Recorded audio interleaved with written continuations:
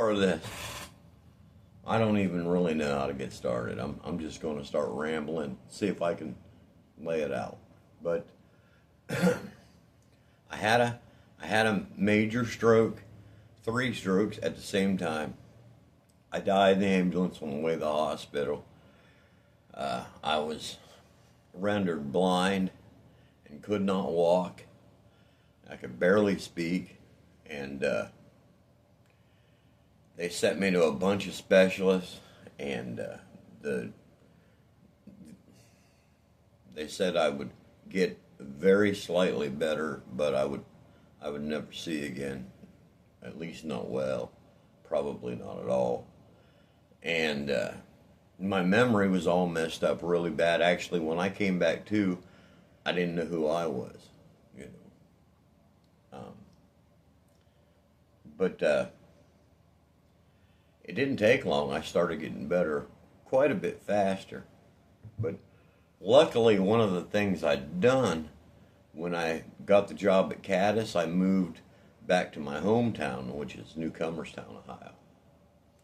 And there had a nice big piece of land, and I started growing a garden. And as you guys know, I started raising chickens and rabbits and that.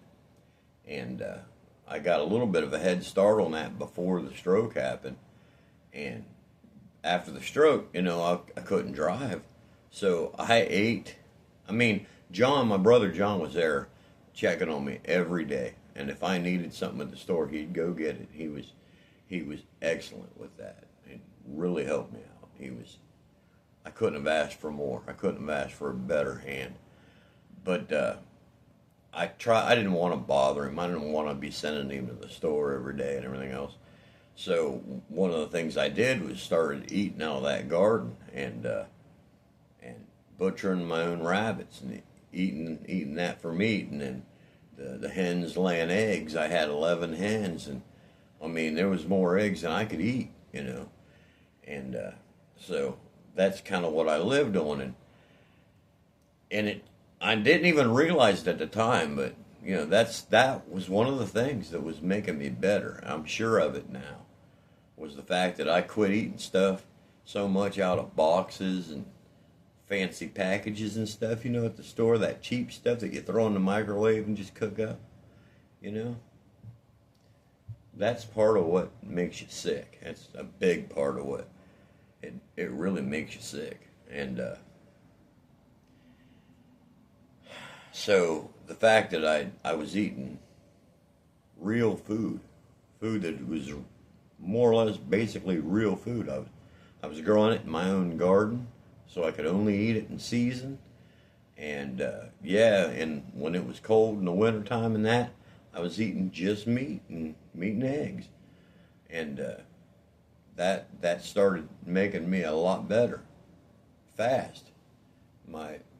My vision started coming back. I remember at first all I could see is two tiny little pinholes and something that I think I've said this in old videos before, but being blind is not what you think it is. At least it wasn't for me. When I was blind, it was like looking at a mirror with no reflection in it. It was like a silvery, almost like a shiny silvery color. Everything was. It wasn't black. We always assume when you're blind, you just see blackness, but no, it's more like almost a silver, which kind of makes sense in a way, because if you're blind, you're not seeing color, and black is a color. This mirror look it's what's like there's no color. It's like a mirror. I don't know how to explain it. I say silver, but I don't know how to explain it, because it's like looking into a mirror that has no reflection. And what happened was that there was 2 little pinholes, one in each eye, started opening up. And it wasn't very long before I could see fairly well. And actually, I had an eye surgeon who absolutely didn't believe me. And the way that I convinced him, actually, I never did convince him. But the way that I convinced myself that it wasn't in my head, because he kept saying I was seeing things in my head. I wasn't seeing anything. I went and got my driver's license, and you got to look in that thing and read the lines and raise your hands to the beeps and stuff. I went and did that and got that. So there was no doubt my vision was coming back, and I got my license. I didn't feel like it was really safe to drive right away, but I got my license. I did start driving again. And I was able to walk by then.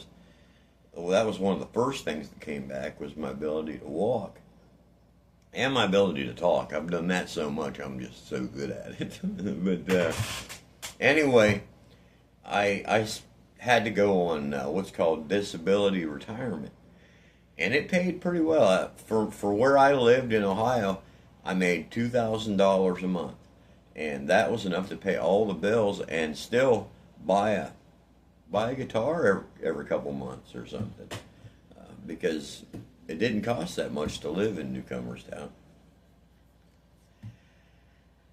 Now, what had happened was, after 13 months, I was pretty much as good as I was going to get. I'd pretty much come more or less completely out of the problems I had from the strokes. It wasn't 100%, but it was as good as I was going to get, which was pretty darn good. I was walking, talking, seeing, I had a couple of small blind spots on the lower third of my left-hand side, and other than that, that's pretty good. And I was also getting really bored, and Keaton hated the schools in Newcomerstown, and he complained and whined about it every day. Man, it was hard to put up with. But also, I knew I was getting really bored too, because as much as I enjoyed taking care of my garden and my chickens, my rabbits, it didn't take up enough of the day. It wasn't enough of a thing to do, and I was used to using my brain all the time, and I felt like even then my brain was shut down, basically. And about the only thing I really enjoyed doing was, as you might guess, playing the guitar. Woo! And that's where I was when I made up Gordon's theme song. If anybody remembers the Ballad of Gordon Tickle, that was one of the first things that I did when I was getting a little bit better from my stroke. So anyway, what had happened was my kid Shane, oldest son, he took over the payments for this house right here. I'd bought this house before, but from the bank on payments. And he took over the payments so I could move to Newcomerstown, stay in the old clubhouse. And I worked at Caddis for 2 years and 2 months before I stroked out. And they made me retire, went on disability retirement. And one day Shane calls up, says, he says, Dad, he says, is there any way that you could possibly come back, buy this house back off of me? Because he had a girlfriend that he really loved a lot. She hated this house. I don't know why she did, because I think it's a wonderful place. But she didn't like it. She wanted to move. And he was trying to make her happy, so he says, he calls me up. And I said, Bud, I'm sorry. I wish I could, man. Keaton hates the schools here. I'm bored. I wish I could come back. But I can't, man. I just, $2,000 a month, you couldn't live in Caldwell with that, because, well, the bills are higher. It just costs more to live here. So anyway, within 10 minutes, I got another call. And it was Caldwell, that place I told you I love to work at, the town that I live in. Called me up and said, what would it take to get you to come back to work? And my first thought was, $2 an hour, man, I'll do anything to get back. But I didn't. I just thought, remember I left Caldwell because I couldn't make the bills. And so I thought, no, you guys can't pay me enough. And that's what I said. They said they'd give me 10 minutes, and the village administrator would call up. He said, make a list, tell him what you want, and there's a good chance you'll get it. So I did. I made a list, and I thought about it, and 10 minutes later, roughly, the village administrator called and asked what it'd take to get me to come back to work. And I said the same amount of money that I was making in Caddis when I stroked out. I want my vacation. I want everything to continue as if I never quit. And he says, well, I don't know. Let me go check. And I swear all he did was held the phone out for about 2 minutes. It was quiet. And then he puts it back up to his ear. And he says, you got it. When can you start? I was so happy, man. Then I called my son Shane back up and told him, hey, on second thought, I'll buy the house back. Now, that ended up being my biggest mistake of my entire lifetime so far. I really wanted to go back to work. I didn't want to be on disability retirement. I felt like to me it felt like being on welfare. I'd been on welfare once before, early in my marriage. One year we made $4,000 in the entire year. And yeah, we were on the food stamps. Back in those days it was food stamps and that. And I think we were on it for somewhere between 3 and 5 months. And I found it very embarrassing. I felt very, I didn't like it. I was brought up a little bit different. You didn't do that kind of stuff. I did not like it. I busted my butt. Ended up getting 2.5 jobs to get out of it. And on retirement disability, I kind of felt the same, you know. You also feel like you don't have any control over your own money because you feel like at any moment they could just take it away from you and you can't do anything about it. When you're working, you feel like you kind of got some control, you know. So I started back. I said, and they didn't want to release me. The disability PERS, Public Employee Retirement System is who you went through. You didn't get Social Security. Can't get Social Security. You have to pay into PERS, Public Employee Retirement System. And they didn't want to let me go.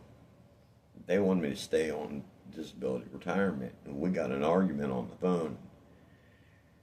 They said, buddy, you better hope you never need us again because we're not going to help you. And I honestly thought I wouldn't probably need them again. I thought I'm going to go back to work and I'm going to work until I drop over dead. And in my head, I was going to be 77 years old. I was going to live till I was 77. That's just what was in my head. I've believed that for years. I don't know why. It's just a thing. But anyway, so I went and I cashed in the rest of my PERS.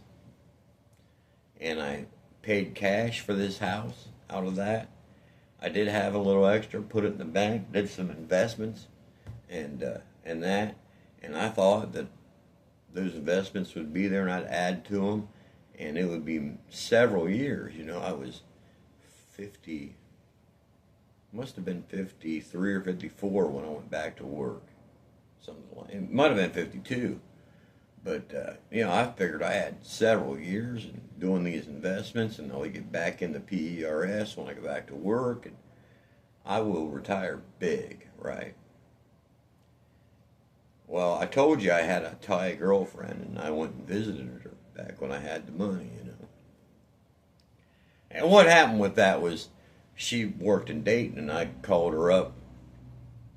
Well, what it was is I called a company to check on bentonite clay. Remember, I was in the water business and stuff, and that's one of the things that you can use for some stuff. And I needed to know the prices on it. And called her up, or called up the company, and there she was, a translator for the company, working out of Dayton. And we started going back and forth and meeting. But she was a little bit older than me, and they retired at 55 years old, something like that. And she lost her work visa and had to go back home to Thailand. So I just started going there to visit her, whenever I could. And the thing was, I didn't realize it till a little later. About 4 years ago, she died. She got kidney disease. She was on dialysis for a long time, and it was terrible. It was a terrible thing to watch. I went into a really deep depression. But something that I realized was I didn't just fall in love with that girl. I fell in love with that place, Thailand. It's one of those things I miss, man. Thailand. I told you before, they don't really teach you the truth about everything in our schools. And one of the things they'll never teach you is how good some other places are. They won't tell you, because what they teach is number one, USA number one, USA number one. Well, USA is a darn good place, and I feel very lucky to have been born and raised and to lived here most of my life. But there's other countries that are pretty darn good, and Thailand is one of them. And I like it. But anyways, I went back to work, and what happened was I started stroking out about every other year. And right now, that's about my average, stroking out every 2 years. Now, it's not that major stroke. It's usually a minor stroke, and I get better pretty quick after it. It's got something to do with having an artery in my brain that is undersized. The neurologist said I was born that way, and as I got older and, things started getting a little bit more stiff in there and whatnot, my heart is having trouble pumping the blood up to the brain, and it starves for oxygen every once in a while. Then doing stupid things like smoking, that is not helping. It's making the situation even worse. But I'm so addicted to it that I'd rather have a cigarette right now. But cigarettes are probably the worst thing you can do for that situation. So I'm trying to at least cut back if I can't quit, Anyway, that's kind of, I know that's not doesn't even sound like it belongs in my story, but that is the truth. That's something that happened, and I'm telling you the truth about who I am and where I'm actually at and that. Anyways, another long one. The last stroke I had really messed me up. And I had a lot of trouble walking. I could still see and stuff. Could still talk somewhat. If you notice, I talk out the side of my mouth. I've done that since the last stroke. I have control over the other side somewhat, but when I talk, I don't know why it's coming out of this side. But I look at my old videos and I notice I was always that way. I always kind of talked out on one side a little more than the other, but now it's more extreme. But anyway, man, this story's so long.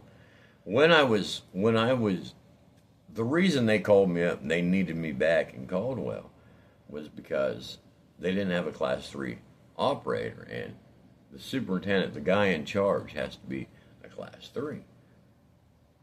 And they were looking at possibly getting fined $10,000 a day for every day they didn't have a Class 3 there.